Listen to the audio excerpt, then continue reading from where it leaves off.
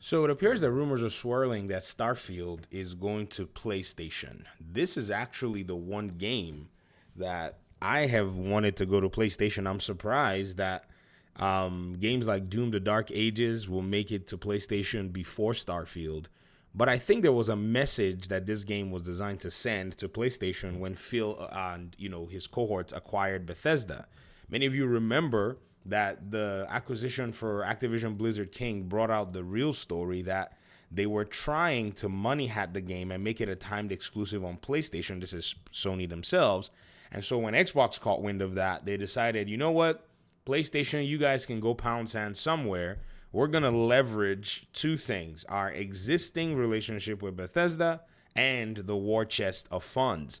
And even at the acquisition of Bethesda, Deathloop as well as Ghostwire Tokyo were still timed exclusives. I don't know if many of you remember that time. What a shameful practice where PlayStation goes in and pays studios to block games from going to Xbox. And shame on those studios as well for also taking that money and basically, in a sense, jeopardizing, in some cases, their own brands. Now, with this rumor swirling around, I've seen some reactions lately, and to me, I think it's really funny. The Gaming Prophet Prime says Starfield is best played on Game Pass. After putting in all these hours, they think it's the way to go. Oliver Darko, who's a PlayStation fanboy, said, what is Forbes going to do when Starfield gets announced for PlayStation? For PlayStation 5, this person said, what's this? This is Paul Tassi. 2021, August 31st. He writes, Microsoft is running out of ways to say Starfield is an Xbox exclusive not coming to PlayStation. Okay. Then 2023, Xbox is about to leave PlayStation in Starfield's gathering space dust. This is Eric Kahn of Forbes as well. This person says, once Starfield hits PlayStation, all of a sudden the narrative will change and the fanboys who trash this great game will suddenly claim it's fantastic. Gaming discourse is a joke today.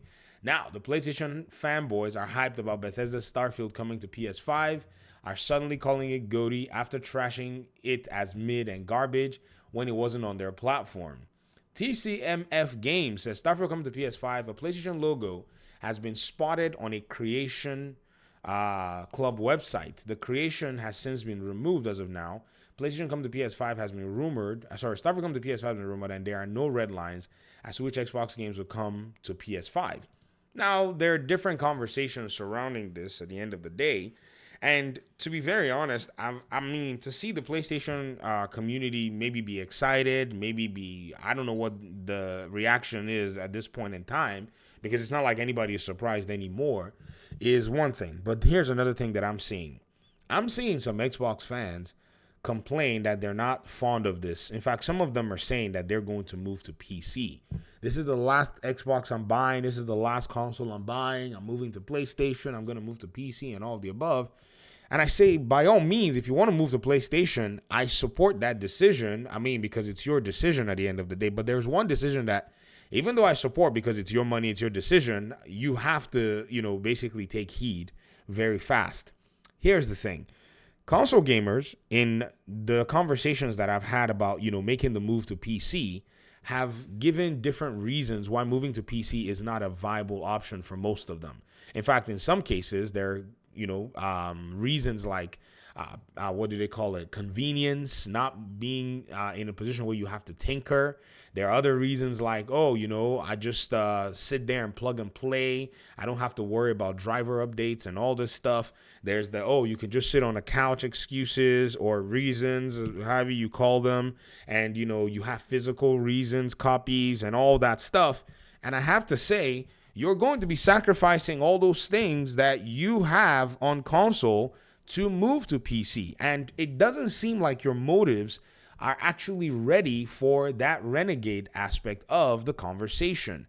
And if exclusivity is what's going to move you to leave your console to PC, then it shows that you're truly, in my opinion anyways, misguided in why you want to make this move. Because on PC, exclusivity is not valued in any regard. Does it make sense? Now, yes, there are games that are exclusive to PC, but in most cases, you'll find out that those games aren't suited in terms of the way the game has been designed for a PC release. And then in some cases, you find that a developer just has only enough resources to have done a PC release or small games. So this is not the case. And Valve themselves, who own Steam, makes a very small amount of games, every single time. So when you think about it, it's not necessarily something that, you probably are looking for here. So perhaps while you're moving to PC, and I'm, at risk of being dead on wrong or saying you want to move to PC, is because you're hurt, you're offended that a game that you got to play is going to another platform. To these Xbox fans that are showing this case, I have to say you're behaving like PlayStation fans. The only thing that you aren't doing is you're not being toxic about it, but you are doing the exact same thing. This is the problem about fanboyism that really makes it very hard to have what I think is, the same level of energy in terms of how we actually look at these conversations. I mean, think about it. Why would Xbox want to take a game to PlayStation in today's market? If their market and the PC market was fully enough to sustain the rising cost of development, they would probably not bother to do it. However, today's particular gaming industry is just so different. It's just so difficult.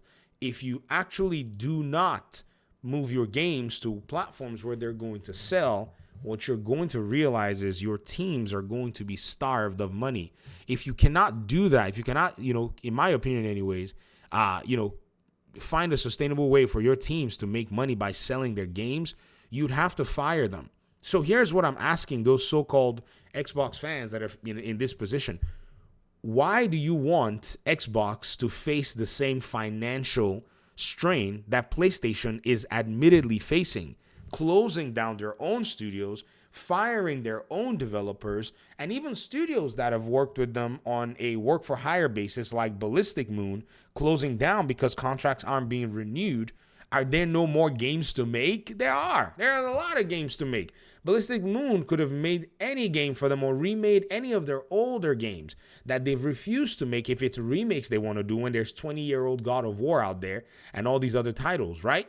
And so when you think about it, there is a problem fundamentally wanting to pretend like exclusivity is this big deal at the end of the day. It ain't. You just have to admit that exclusivity is this dying, paradigm, because it is dying, because the market is so saturated with games that if you hold the game, how many people went ahead and, okay, let me ask you all a question. Y'all keep saying this stuff about exclusivity, right? How many PlayStation players actually went ahead and put down their PlayStation and bought an Xbox to play Starfield? Yeah, I'm asking you. Yeah. I'm asking you. Yes, you. The video didn't stop. The video didn't end. I was waiting for your reply. Oh, it probably would have been minuscule, or maybe they would have gone in through cloud gaming to play it and such. So what would be the use, in my opinion, at this point in time, where many have not necessarily made their minds up to either jump in on cloud gaming or buy an Xbox Series S or X or whatever to play a Bethesda game while they're on their platform? What are they doing? They have access to a number of games. You'll act like games don't launch every day on these platforms. You'll act like there are no games on PlayStation that are third-party games. Yes, PlayStation themselves, they're struggling bringing games out to, the general populace because, they're closing studios and stuff. But don't be fooled. Third-party publishers are publishing games there. And on top of that, PlayStation fans and even Xbox fans are playing Fortnite. So how then would you drag or attract a Fortnite player on PlayStation to spend money on your ecosystem if your game is not in front of them? This is the fundamental problem that I see when some of the Xbox fanboys are complaining about this particular move. You have to think about it very, very wisely. Wisdom in today's gaming industry dictates that in order for you not to lose your coat off your back as a publisher, a development team, that you find ways to get out there and earn. And that would mean, in the case of Xbox, they either reduce their staff at Bethesda Game Studios or they sell more copies of their game to bring in more revenue for future projects. You see, you can't shoot yourself in the foot because you like exclusivity. Maybe you can. PlayStation does it all the time anyways. They cut their nose off. They fire developers. They reduce teams. I don't know many of you realize. Let me show you something really interesting. You see that PlayStation group that got some of its artists laid off? That same group also faced layoffs in October of 2023 when Marvel Spider-Man 2 was launched. They literally, it's basically use and throw away in many cases these days that some of these publishers are engaging in. So however you want to play it, someone's got to pay for it. It's either another gamer or another community of gamers will pay for the game, or they'll use the expenses that were the projected expenses of, employees and developers to pay for it. That's how it is. I mean, if you don't pay an employee or a series of employees, hundreds of thousands of dollars every month in terms of, benefits and all of the above, and you still, in quote, keep your game exclusive, well, again, you're not losing as much money if the game is not selling much. So that math is going to have to math its way somewhere, because PlayStation is not interested in any way in losing money because of your, warm belly exclusive. That's not going to happen. Y'all better understand that the whole gaming industry and the business these days, is something of a whole different beast. So if Starfield is going to PlayStation, right, then let it go to PlayStation. Why? Because your benefits on Xbox are secure that way. In not just in the sense that you're getting Game Pass. I know we always say, well, you're getting Game Pass. No. In the sense that you're going to be getting future gaming projects that are coming out for you, as Game Pass is still a viable way for you to game. Does that make sense? That is the play. I think a lot of people are missing, on the reality of what this actually is and what this actually looks like. Because, again, it sounds to me a little selfish and entitled for you to want Xbox to take precedence on your feelings over the work of developers and their own livelihood. That is a piece that I'm not talking about the company's profits. Screw Microsoft's profits all day.